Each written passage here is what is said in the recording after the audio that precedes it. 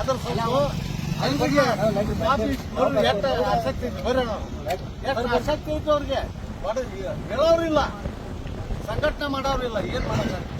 ನಾನು ಬಂದಿದ್ದೆ ಪಾದಯಾತ್ರೆ ಅರಮತ್ತಲೆ, ಅವಾಗ ಲೀಡರ್ಸ್ ಎಲ್ಲ ಹೇಳಿದ್ದೆ ನಾನು, ನೀವೆಲ್ಲರೂ ದೊಡ್ಡವರಾದ್ರಿ, ರೈಲ್ವೆ ಅಂದ್ರೆ ಏನು ಬಡವರ ವಾಹನ, ನಿಮ್ಮ ಅಭಿವೃದ್ಧಿಯ ಹರಿಕಾರದು.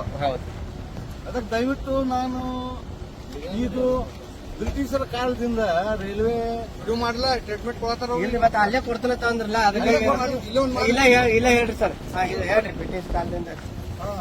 ಇದು ಕುರ್ಚಿ ಬಾಗಲಕೋಟೆ ರೈಲ್ವೆ ಮಾರ್ಗ ಸುಮಾರು ಶತಮಾನಗಳಿಂದ ಈ ಭಾಗದ ಜನ ರೈಲ್ವೆ ಬೇಕು ಅಂತ ಹೇಳಿ ಒಂದು ಬೇಡಿಕೆಯನ್ನ ಇಟ್ಟಿದ್ರು. ದುರಂತ ಏನಪ್ಪಾ ಅಂದ್ರೆ ಹೋರಾಟ ಮಾಡಿರಲಿಲ್ಲ.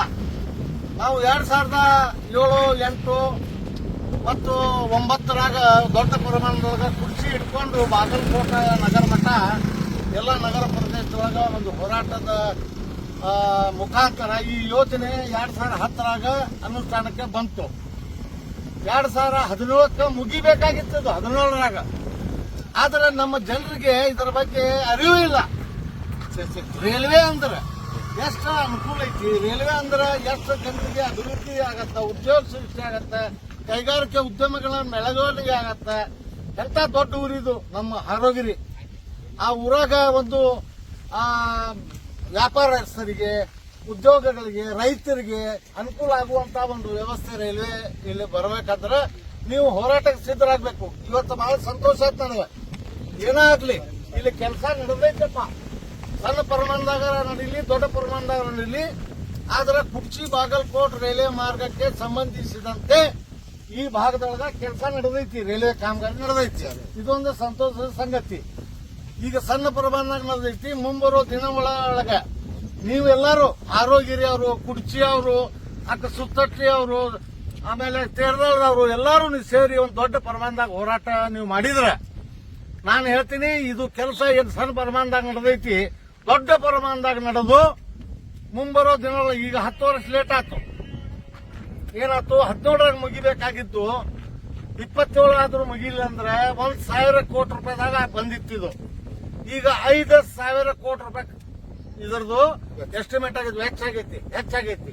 ಅದಕ್ಕೆ ದಯವಿಟ್ಟು ನಾ ಜನರಿಗೆ ಕೈ ಮುಗಿದು ಕೇಳ್ಕೊತೀನಿ, ರೈತರು ನೀವು ಭೂಮಿಗೆ ರೊಕ್ಕ ತಗೊಂಡಿರಿ, ಮತ್ತೆ ಹೆಚ್ಚಿನ ರೊಕ್ಕ ಬೇಕಂದ್ರೆ ನ್ಯಾಯಾಲಯದಾಗ ನೀವು ನ್ಯಾಯಾಲಯದ ಆದೇಶದಂತೆ ನಿಮ್ಗೆ ರೊಕ್ಕ ಸರ್ಕಾರ ಕೊಡ್ತೈತಿ. ನೀವು ಈ ಕಾಮಗಾರಿ ನಡೆಯುವಾಗ ಯಾರು ರೈತರು ಆತಂಕ ಮಾಡಬೇಡ್ರಿ, ಕೆಲಸ ಮಾಡೋರಿಗೆ ಸಹಕಾರ ಮಾಡ್ರಿ. ಯಾಕಂದ್ರೆ ನಿಮ್ ಕ್ಷೇತ್ರ ನಾವು 1 ಎಕರೆ ನಾ ಕಳ್ಕೊಂಡ್ರೆ ಒಂದು 1000 ಎಕರೆಗೆ ಅಭಿವೃದ್ಧಿ ಆಗಾಕ ಇದು ಒಂದು ಅನುಕೂಲ ಆಗತ್ತ ರೈಲ್ವೆ. ಆ ನಿಟ್ಟೊಳಗ ಇವತ್ತು ನಾವು ಹಾರೋಗಿರಿಗೆ ಬಂದೆವು. ಹಾರೋಗಿರಿ ಜನರಿಗೆ ನಾನು ಮನಸ್ಸು ಬಿಚ್ಚಿ ಹೇಳ್ತೀನಿ, ನೀವು ಹೋರಾಟ ಮಾಡ್ರಿ, ಇದು ಕಾಮಗಾರಿ ಜಲ್ದಿನೇ ಆಗುವಂಗ ನೀವು ಕೂಡಿ ಪ್ರಯತ್ನ ಮಾಡೋಣ. ನಾನು ಕುತುಬುದ್ದೀನ್ ಕಾಜಿ ಸಾಕಷ್ಟು ಹೋರಾಟಗಳನ್ನ ಈ ಮಾರ್ಗದಾಗ ಮಾಡೀನಿ. ಆದ್ರೆ ನೀವು ಹೋರಾಟ ಮಾಡ್ತೀನಿ ಅಂದ್ರೆ ಕರೀರಿ, ರಾತ್ರಿ 12ಕ್ಕೆ ಕರೀರಿ, ನಾ ಸ್ವತಃ ಬಂದು ನಿಂತು ನಿಮ್ಮ ಜೊತೆ ಹೆಗಲಿ ಕೊಟ್ಟು ಕೇಂದ್ರ ಮತ್ತು ರಾಜ್ಯ ಸರ್ಕಾರಕ್ಕೆ ಮನ್ನಿಸುವ ಕೆಲಸ ತಂತ್ರಗಾರಿಕೆ ರೂಪಿಸೋಣ. ನಮಸ್ಕಾರ. ನಾ ಕುತುಬುದ್ದೀನ್ ಕಾಜಿ, ಕರ್ನಾಟಕ ರಾಜ್ಯ ರೈಲ್ವೆ ಅಭಿವೃದ್ಧಿ ಹೋರಾಟ ಸಮಿತಿಯ ರಾಜ್ಯ ಅಧ್ಯಕ್ಷ. ಈಗ ಎಲ್ಲಿವರೆಗೆ ಆಗೈತ್ರಿ? ಇಲ್ಲ ಎಲ್ಲಿಂದ? ಈಗ ಜಮಖಂಡಿ ಮಠ ಕೆಲಸ ಭ್ರಷ್ಟಕರ ನಡೆದೈತಿ. 5 ಕಿಲೋಮೀಟರ್ ಆಗಿದೆ, ಈಗ ಕಂಪ್ಲೀಟ್ ಆಗಿದೆ. 80 ಕಿಲೋಮೀಟರ್ ಕೆಲಸ ನಡೆದೈತಿ. 80 ನಡೆದದ. ಆಮೇಲೆ ಲೋಕಾಪುರ 41 ಕಿಲೋಮೀಟರ್ ಮಠ ಇವತ್ತ ಹಳಿಗಳ ನಿರ್ಮಾಣ, ರೈಲು ನಿಲ್ದಾಣಗಳ ನಿರ್ಮಾಣ ಆಗೈತಿ. ಅಲ್ಲಿ ರೈಲ್ವೆ ಓಡಾಡಕತ್ತಾವ, ತಾವೆಲ್ಲ ನೋಡಿರ್ಬೇಕು. ಯಾರ ಲೋಕಾಪುರಕ್ಕೆ ಹೋದ್ರೆ ನೋಡ್ರಿ, ದೊಡ್ಡ ಪ್ರಮಾಣದಾಗ ರೈಲ್ವೆ ಸ್ಟೇಷನ್ ಐತಿ, ದೊಡ್ಡ ಪ್ರಮಾಣದಾಗ ಬ್ರಿಡ್ಜ್ಗಳ ನಿರ್ಮಾಣ ಆಗಕತ್ತಾವ, ಅಲ್ಲಿ ಗೂಡ್ಸ್ ಟ್ರೈನ್ ಬರಾಕತ್ತಾವ, ಹೋಗಕತ್ತಾವ.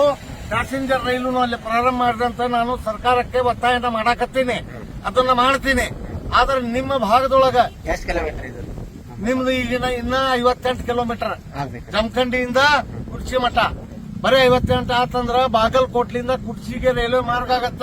ನಿಮ್ಗೆ ಬಾಂಬೆ, ದಿಲ್ಲಿ, ಕಾಶಿ, ಮಥುರಾ, ರಾಮ ಮಂದಿರ, ಆ ಮಂದಿರ ಯಾವ ಮಂದಿರ್ಗೆ ಹೋಗ್ತೀರಿ ಹೋಗ್ರಿ.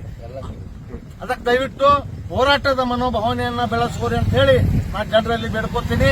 ರೈತರಿಗೆ ಕೆಲಸ ತಕರಾರು ಮಾಡಬೇಡ್ರಿ. ನಿಮ್ಗೆ ಏನ್ ದುಡ್ಡು ಬರಬೇಕು ಸರ್ಕಾರದಿಂದ ದುಡ್ಡು ಕೊಡ್ತಾರೆ.